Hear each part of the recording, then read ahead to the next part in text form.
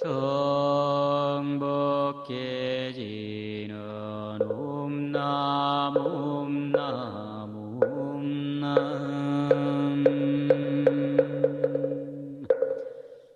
공양시방조사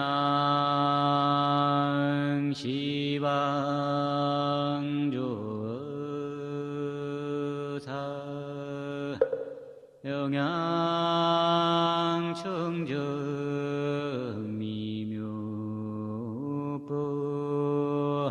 삼승사과 탈승 원수 해납수.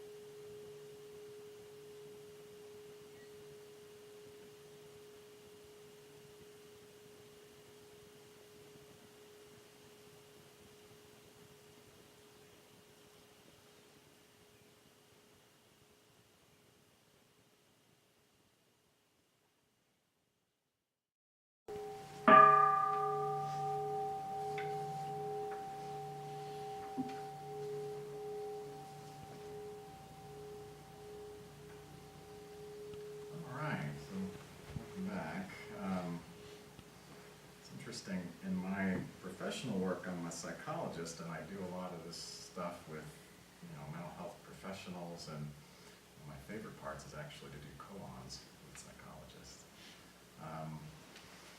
So, a lot of what this is about is how can we, our family tradition is how may I help you, not how may I impose my views upon you.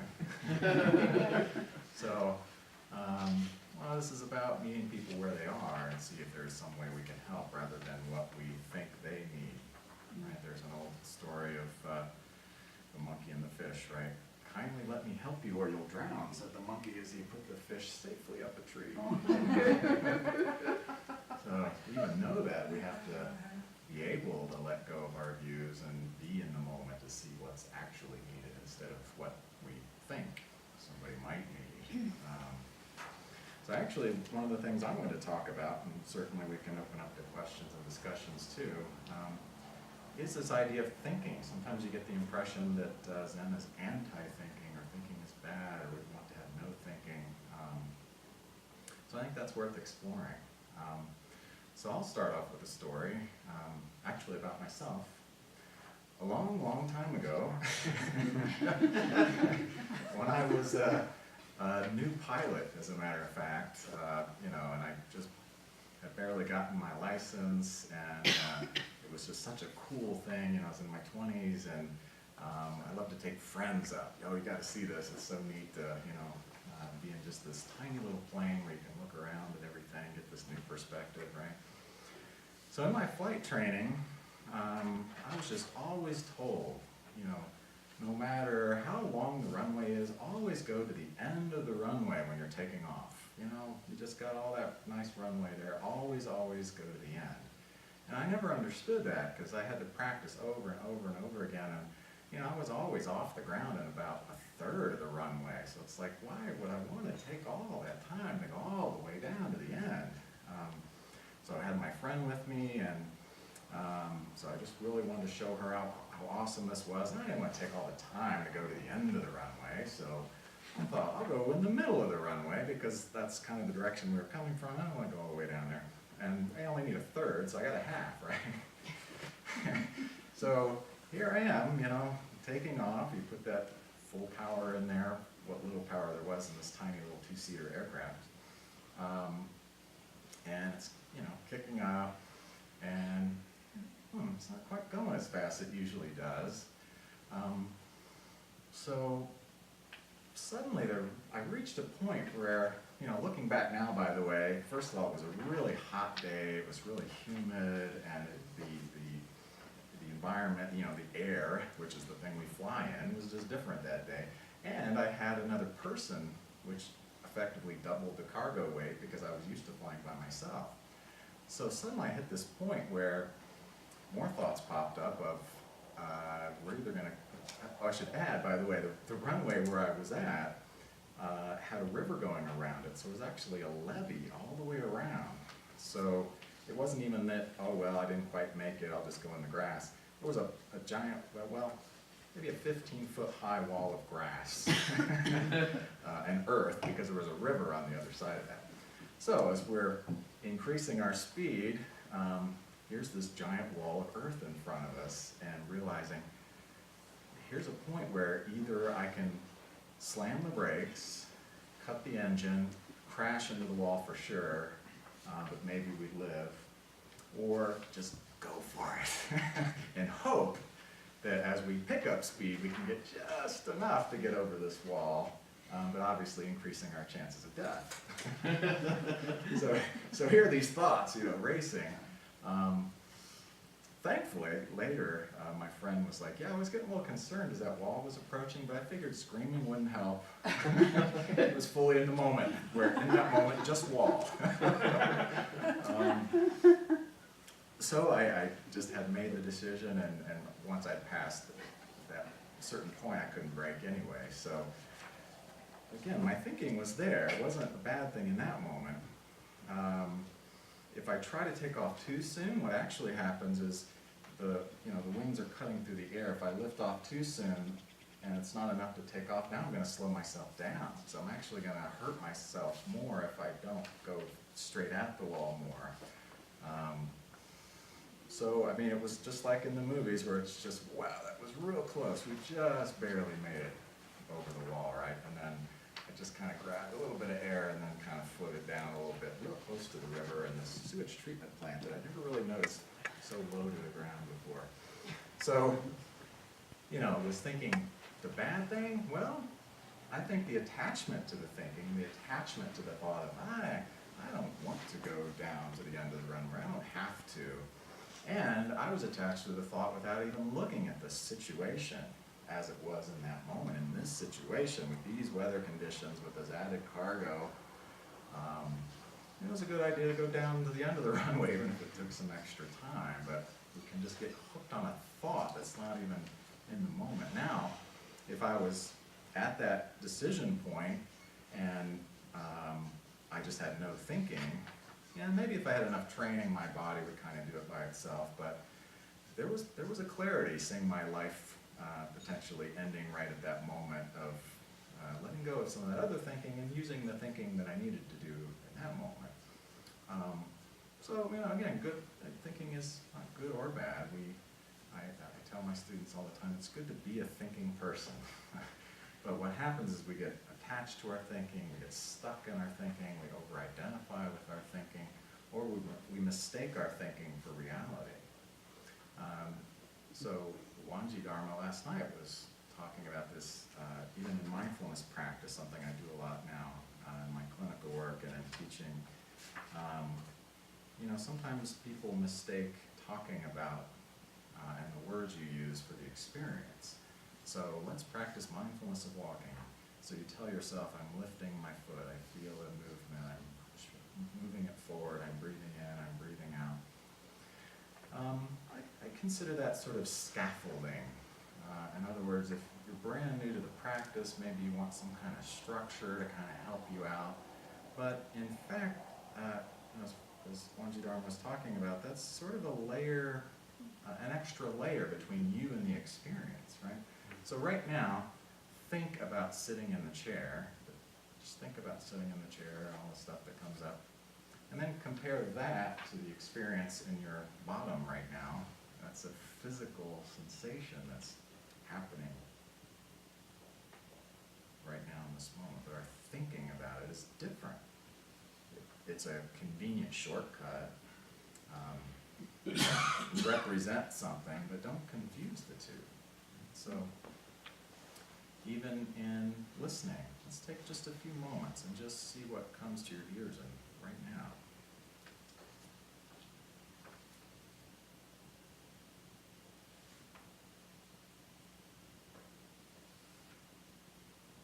So do you just hear the raw sound, or does your brain want to say, oh, paper's flipping,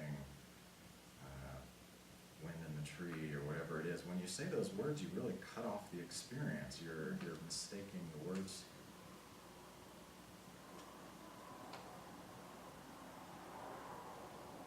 So if you have a thought, car going by, that's taking you out of the moment in a sense. Now we can use that as a sort of a shortcut, right? And so that could even be a Zen answer. I hear a car going by, but the reality is not the words. So just to pay attention to that difference. Thoughts are such a funny thing, really, when you think about it. So we're born, we don't have any thoughts. We're before thought when we're born. And then what happens? We hear it all the time. And if you look at, those of you who have kids, it sort of comes in stages where they're rewarded for making certain sounds, and eventually they start talking to themselves, so they're repeating words. And then as they get older, they internalize that, right? So thinking is actually talking to yourself. Right? We're using words inside our head. Now, what a funny thing. So if I want to say something to myself, I know what I'm going to say, and then I put that into words, and then I tell myself these words, and then I interpret those words, and then I get a sense of what I meant. And that's all just happening in my head. And again, it's not good nor bad. You can actually be thinking in the moment very clearly, as long as you're not mistaking it for other things. One of the limitations of thought, by the way, this is fascinating to me. They've done studies where your thinking is about a half a second behind reality. And those of you who've been in sports or martial arts or something, especially, probably have had this experience. If you're trying to think about something as it's happening, you're always just about a half a second behind the happening. And so letting that drop or sort of off to the side, you can be more fully in the moment without in that layer. But our words are very comforting. They provide structure, they help us make sense of things, so it's hard for us to let that go and to trust that it'll be okay without them, at least temporarily, or that we don't have to rely on that. It was Alan Watts that talked about this analogy. It's like looking at this gorgeous painting that's been painted on a window, some kind of landscape. So imagine all these windows were painted with a mountain. We can get to the point where it's like, let's just savor this painting versus kind of scraping it off and actually seeing it, a gorgeous mountain out there. So can you have an experience without a continuous commentary?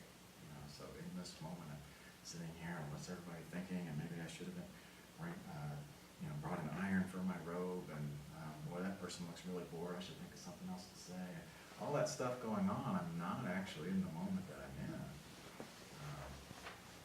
It's part of our experience. We don't necessarily get rid of it or throw away the struggles that we get into with our own thoughts.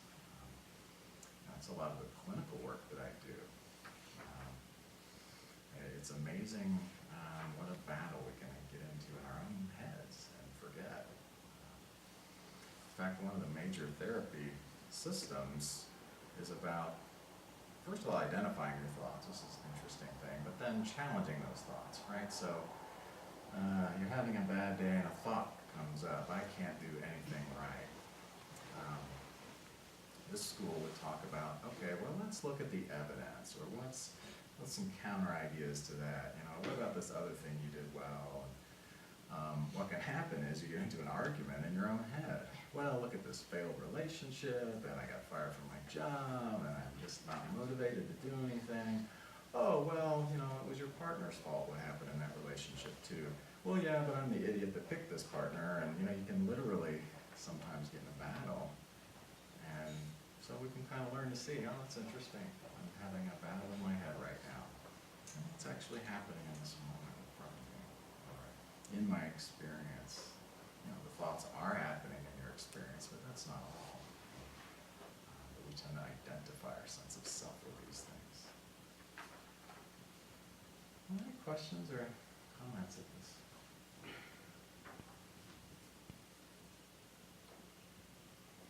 So, a lot of times, especially when you look at the history of things, sometimes emphases are made to counter the thing that was before.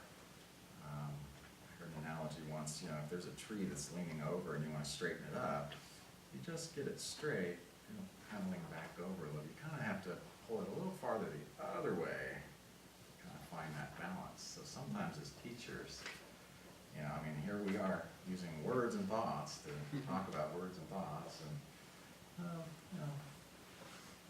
we know we're doing it most of the time. So pulling that to make that other emphasis to kind of look at that balance there. So, in the history of Zen, you'll often hear, people will say things about, throw away the books and burn the books, and you don't need the books, and yet, wow, we've got a university. What's going on with that? Well, in historical China, everybody knew the books. Everybody read the books. Everybody memorized the books. But that wasn't enough. They were getting caught up in the books. It was becoming words about words and debates about debates and talk about other people's talks, and nobody was experiencing it. So that's what they meant. Now, you've got the books. Now throw them away. And what's your experience? What do you see, hear, feel, smell, taste? And so being able to come back to that, rather than becoming this anti, nothing learning is ever good or happy, so coming back to the moment. So that emphasis on we think too much. And for me, this was very helpful because I came from a background in a Vajrayana system. I'm not putting it down, but for me, I got really caught up in the intellectual pieces of it, which is actually what it's sort of meant to do. But fascinatingly, even these multiple hour-long rituals, where you would set up the space and do all these different things and cleanse this and cleanse that and invite and all this stuff, even literally a fire to burn up past things and what have you. The heart of the whole practice was to be in the moment that you're in right now. So, very interesting, and this was helpful for me too, being so intellectual to have a practice like Zen to remind me that, okay, I can use my thinking, but that's not all I am, and that can make me in trouble if I don't pay attention to it. And what am I actually doing right now? How can you ever be anywhere else than where you are? What happens is we think, like you were saying, planning for the future. Yeah, we have to, you have kids and jobs, and you've got a plan for that. But are you, as Father Baldy said, are you always living in those future ideas versus choosing, right now we're going to plan. So a lot of planning went into even making this retreat possible, but continuing to do the planning and then missing the whole retreat, that can happen. How many times have you planned for something huge and you were so busy planning for it when it actually happened, it's almost like you missed it. Or you look forward, there's this future thing I've been living for getting this degree or whatever it is, and maybe even if you get it and you feel the happiness, it usually wears off after a day or two because we have such a habit. What's the next? What's next? What's next? And we just are never in the moment we have. So even when we get somewhere, we don't know how to be in it. Again, where else can you be? Even when you're planning, you're doing it right now. This moment is all you're ever going to have. You're just going to be in another moment and another time. And that's going to be this moment. So there's that flowing process. So it's not even that you have to stop time, as we were talking about last night. Nobody move. I'm trying to be compassionate over here. I wish they'd be quiet. I'm trying to give them love. It's going to be an active dynamic. How can I help you in this moment?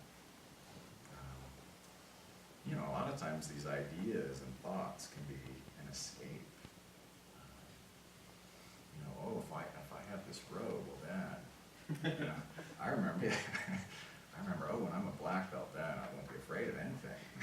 You know, we're always postponing it, putting it off and out there, and then suddenly we're attached to the ideas instead of what it was describing. So, I mentioned this in some of the interviews, it's like you're getting all worked up about the menu or telling me all about the menu when somebody's hungry right in front of you. Or, you know, let's make it a fancier menu and nobody mess with the menu because that's the menu I got from my teacher. And, you know, well, what about the actual eating of it? You know, the food, the experience, the being in the moment as opposed to the description. You know, we need all that stuff, but it's so easy to get attached to that. Now, it doesn't mean to throw it out right away, especially when we're talking about the teachings, but it's just that paying attention. To me, it all comes down to, if you're paying attention, all this stuff will become clear. So it's not even about memorizing it or so-and-so said this, but just in this moment right now, what do you see, hear, smell, feel, taste? What's the relationship to the people I'm with? What's the situation? What's my function, my role in this particular situation? That awareness usually, everything becomes clear as it is. It's so easy to get mixed up in all the ideas or shoulds. So, any questions, thoughts? Where's my head?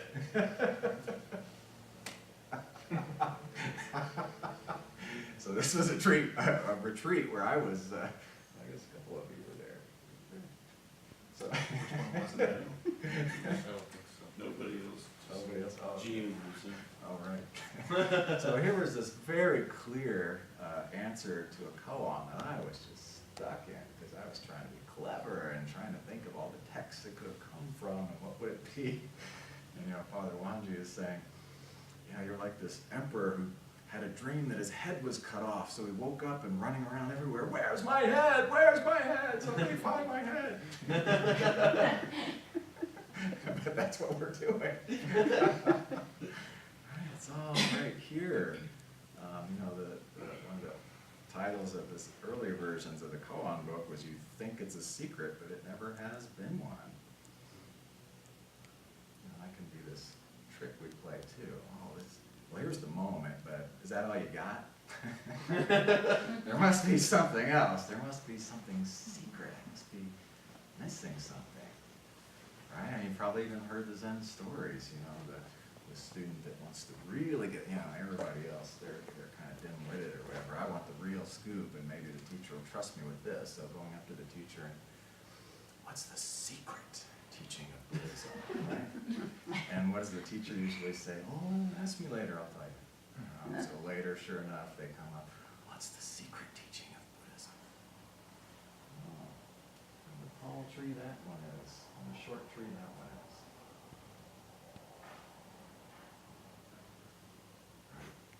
What else do you want? But our brain says, well, I wonder if the tall tree means that those who reach for the sky are more enlightened and some of us don't really develop strong roots, and off it goes. Right? We want something else, and that's, but again, even if you got that, what would that mean? You're only just going to be in the moment you're in. You're just going to be, right? You're just going to be experiencing it as it is. So in some ways it's letting go more than acquiring it. So when we talk about original nature, we're not talking about manufactured nature, right? Yeah, if you're worthy enough, we'll give you this nature, and it's already there.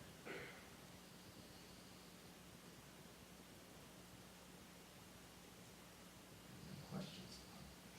Just this in the moment.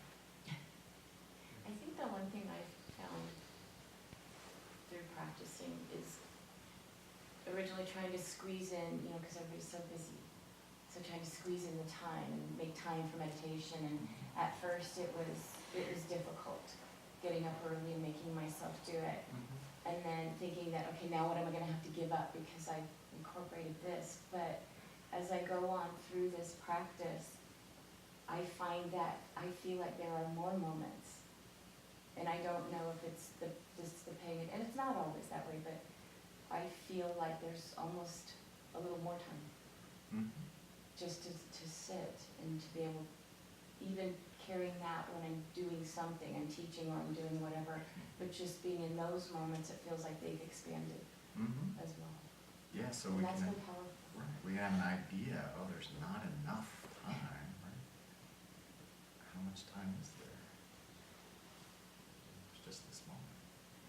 So we're comparing with ideas, but, yeah, you know, from a relative point of view, I think some regular formal practice, very helpful in the beginning, but ultimately it's just the moment that you're in. You know, there's always practicing. So who am I with and what's happening in this moment? What am I feeling? You know, and since I train therapists, this comes up all the time, where a new therapist really gets caught up in ideas. Again, we need to learn some theories and some strategies and these kinds of things, but what can happen is we're so stuck in there. So we're in a conversation, right? You just met somebody and like, oh, well, I wonder what they're going to think of me or where they're from, or they've been practicing longer than me. And then, oh crap, while I was thinking, I missed their name. I don't remember now what their name was. Should I ask them to repeat it? Oh, but wait, I'm a Zen student, so they'll know I wasn't paying attention if I ask them to repeat it. Maybe they'll say their name again later, or maybe they'll see it written on their cup somewhere. Oh crap, they just said a whole bunch more stuff and I missed it. Right? Because we're just all kinds of other places. So in this moment, you can listen to the person that you're with. You can notice even the sensations or emotions that come up, or stuff in your body. In this moment, as it's happening, there's every moment is practice. But I want to add one thing. So, yeah, we often tell ourselves it's not enough time until you're sitting in the zendo and you're like, did that guy fall asleep? I've been sitting here for a long time. I know it's over 20 minutes. He's sleeping, I know. And all of a sudden, every minute becomes really long.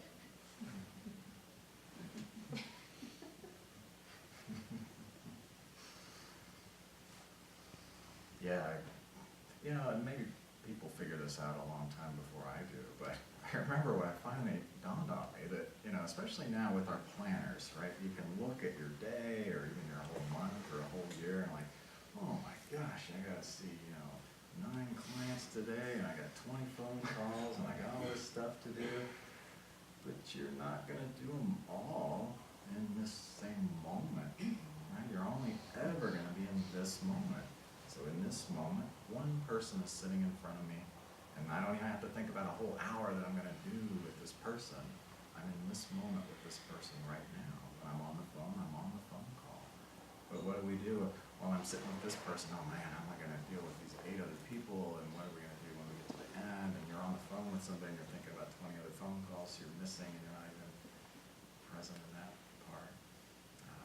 Yeah.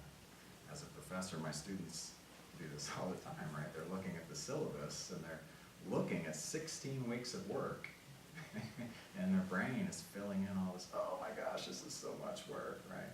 But it's only going to be this moment and then this moment, and it's going to unfold over 60. It's all an idea. You know, we do this exercise in my mindfulness groups where we ask people to write down a typical day. You know, what's your day like from the moment you wake up to the time you go to sleep? And for a lot of people to look at this, they're like, wow, this is my life right here, not someday I'm going to be this kind of person. And then we'll ask them to go through there and what's nourishing and draining for you in your day? Now this is sort of a mental health stress kind of program. So people are often interested to look at, you know, wow, look at all these depleting things I have in my day versus nourishing things. But, you know, as we look closer, what is it that makes this depleting to you? What is it draining about this? And a very, well, I was going to say bright, and she is, but actually I think the biggest factor is that she practices pretty regularly being present. And she said, you know, I realized that even these things I thought were depleting, really it's my idea about them and my resistance to them as I'm doing them that's depleting. That when I'm actually in this thing, it's just I'm in this moment with this thing happening right now. It's my thoughts about it that keep pulling me out or creating a resistance, or versus just being in that thing as it's happening. And so that's our judgment process that comes up. And you'll often hear it's about non-judgment and acceptance, and that's often misinterpreted. It doesn't mean you don't have judgments like, hey, it's groovy, whatever you want to do to me, I'll just let you do it. It's more that, can you notice that tendency to compulsively judge everything that's going on? While you're doing that, you're not experiencing it, right? So if while you're listening to me, you're thinking, well, this guy's okay, but bring Father Wanji back up here. He's just sitting there, we want his wisdom.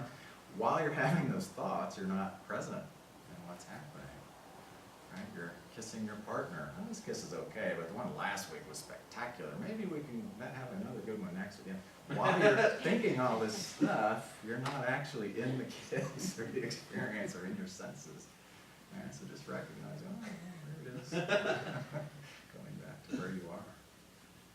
Because this is what anxiety is all about. When I do my clinical work, this is how I bring my Zen practice into my clinical work. It's not that I say, okay, everybody put robes on, and that's the symbolic stuff that we do because we have connection with tradition, but it's just how can I help you in this moment? And with anxiety, it's all about, somebody defined anxiety as what if followed by all the worst possible things that might happen, right? And our brains can come up with all kinds of things that could happen. Nobody ever worries, what if everything goes my way today? It's, what if this happens, or if I say something dumb? And then what happens is now I'm off in my brain, and while I'm off in my brain, I'm more likely to totally miss the situation. And there's just no end to the spinning and spinning. I was mentioning to someone earlier, so even, feeling of anxiety, it's in my body, it's here. Instead of having a curious, interesting, all these body sensations that this is about, we have to try to save ourselves by thinking it through. So, oh, my heart's beating really fast. Wow, that's pretty fast, and I'm feeling some strange sensations. I wonder if I should go to the doctor. Oh, but then the doctor will probably tell me it's all in my head, and that'll be embarrassing, and then they'll refer me to a psychiatrist. I don't want to do that, and then my family will talk about it. My family talks about it, then they'll suddenly start treating me differently at picnics. So you're over here thinking about picnics while your heart was beating, right? So that's what we do, and it's actually your brain thinking, it's helping. Well, don't feel that heartbeat. Let's go over here in this thinking, but you get stuck. So even just asking people right now in this moment, what does your heart feel like? Oh, it's beating pretty fast, and then it goes right back into thoughts. Okay, so you notice thoughts. Actually, those thoughts are in this moment too. Come back to the actual sensations in your heart, and they always pass. They just always flow. That's what life is. So I find this very useful clinically in terms of anxiety and depression, kind of chronic pain, right? We have this pain. It is pain as it is, but oftentimes our fighting it and resisting it and struggling with it, and why me, and I can't believe this, it just spins on and on and on. So I'm just noticing all that happening right now, pain, and even that, pain is a word and an idea, and I'm not saying this is easy, it's very, very, very difficult, but the pain itself is alive. It's usually waxing and waning and pulsing and moving, and then it's just a little bit less resistance to it. It's difficult, even though you may need to do medical things or take a Tylenol or whatever. You just learn to relate differently to the experience.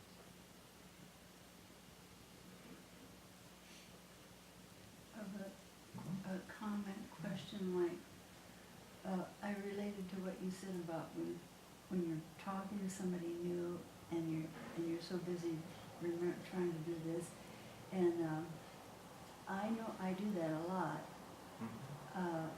And I think one of the big reasons I do it is because I think if I really concentrate on what they're saying, when they're done talking, there's going to be this great big silence because I won't have had time to think about what I'm going to say. So that I know the reason. So, and then somebody said, here, I don't know who it was, that there's sometimes long silences when somebody, I don't know if that's monks or anybody, long silences when... Yeah, you can be spontaneous with lots of silence. I don't don't know what I'm asking, I'm just, wow. Yeah, What so do you do about that? so our mind jumps out of the moment. What if? You know, so I want to pay attention and I'm listening, but what if I'm not prepared when they stop talking? Right? And what happens is It's you're then terrible. thinking, and then you're not in the conversation anymore, So and you're more likely to get stuck because then you're like, oh wait, I was going to say this cool story, but the topic shifted. Oh darn! You know, and now you're stuck, and you're more likely to be silent. So, and you know, when silence comes, there's silence. Yeah, but I think a lot of people look at that as, they're not concerned, they don't have anything, feedback or anything to them. Yeah. Yeah, I mean, there's the social pieces of that. So even just to say, you know, I was just getting so into what you were saying, I'm just There you go. just in the moment, and I That's don't good. know what to say. That's good. Usually people aren't gonna say, well, I thought you'd be thinking in your head what you were gonna say. I can't believe you're silent. Yeah, that's very good, that's good, I like that. And it's really not even the silence that you're afraid of, it's what if I look silly, or what if I get anxious, or judgment, yeah. Uh-huh. Sometimes the best answer is just silence anyways. Yeah, so even in our Zen practice, right, a big piece of it is just jump in. You know, the willingness. You could be wrong. And then you're in the next moment, but what's the alternative? I'll just never do anything because I might be wrong. You know, you use judgment in a good sense of, you know, I'll just jump off that rock and then, you know. Maybe if there's a harness on you and a big net or something, right? But, you know, this decision, you know, because of all this thinking we have, what can happen is, well, I'm not gonna decide something, because if I choose this, then I can't have this, and so I don't want to shut that opportunity down, so I better not take this one, and then you just kind of end up doing nothing. You know, and that may be a choice that you had. I remember hearing about a study where they had these complicated mazes, and there was actually cheese at both sides, and the rat was, oh, I get to get this cheese, oh, but this one might be gone if I go there, and then just end up going hungry and not just choosing one. That's something of the Zen spirit too, just in this moment. All the checking, you know, the second thoughts, right? So that's where we can get in trouble. So I have a thought, but then I have a thought about the thought, and a thought about the thought. And, I mean, even in your practice, right? Okay, I'm gonna be in this moment. I wonder how long I should be in this moment. Oh wait, I'm thinking, maybe I should come back to what I'm actually sensing. Hey, hold on, I think I just judged myself. Oh crap, I just judged my judgment of myself. And, you know, so our practice is, judgment is here right now. And I'm going to bring my attention back to where I want it. But, right, we get angry that we get angry, or we're irritated with our irritability, or we're sad that we're so depressed all the time. We're stressed out about our stress. I'm anxious that I might get anxious. We just get so caught up. Yeah, well, what's wrong with anxiety? If it's here, anxiety is here. And it'll pass. Other thoughts, questions, challenges? Body part location. Valerie had said how she seems like, it feels like there's more time now. And that most people are really unaware of how much time they spend thinking about the future and the past and going off on these mental tangents. You know, probably a lot of time is just wasted like that. I can see that I do it. Mm-hmm. You know, there's a saying, if you need to get something done, have a busy person do it, because they know how to get things done. Yeah. And it's probably because they're focused on the moment and doing what needs to be done, rather than thinking about how am I going to do it, and what am I going to do next. Yeah, I think so. I mean, sometimes even that can become, okay, so I'm going to be in the moment so I can get more done. Which actually does come up in my therapy work, right? I was working with a psychologist, as a matter of fact, who was coming in. That's kind of funny. I mean, that's normal from my side of things, but a lot of people think, well, wait, they're the experts on this stuff, and they get stressed and anxious. And anyway, she comes in and is like, yeah, I'm just so busy, I'm just so stressed. And so I actually taught her some of this practice of just coming back to the moment that you're in, right? here's her concern. Well, I'm afraid that if I just come into the moment that I'm in, then I'll just kind of, I'll lose my edge, and I won't feel like doing anything else because my anxiety is what makes me get stuff done, right? Well, just try it and see what happens. Doesn't sound like what you're doing now is what you're wanting to happen, so let's try and see what happens. Worst case, you just lose half a day or whatever. So, she was doing this practice more, and what was happening, of course, is by being in the moment. It's kind of a funny thing, it's kind of a side effect, not as opposed to trying to get this, but she was getting more done because what was happening is while she's writing this report that's due, she's not thinking of the 12 other ones that have to be done. She just writes it. When she's with the person that she's just with that person instead of thinking of all the other people that are on the waiting list or what have you. That's interesting to me. Clinically, I help people with that, but it's really about just coming into the moment and just the noticing piece rather than, even in this practice, it's a funny thing to say. You don't have to memorize anything. You just pay attention at all. Just be clear. Even paying attention to your thoughts about it and your experience. But just coming back to this moment. So we're almost to lunch, so why don't we just take a few minutes to actually practice. Maybe the only instruction I'll give to you is you can either close your eyes or look down at the floor and just notice what your experience is right now in this moment. So if a car is driving by, you hear those sounds. I mean, even that labeling of it kind of takes something away. Just notice the sounds, and maybe you become aware of a feeling in your body that comes up. Maybe you notice your thought is coming up about, oh, I wonder what we're going to have for lunch. And just notice all that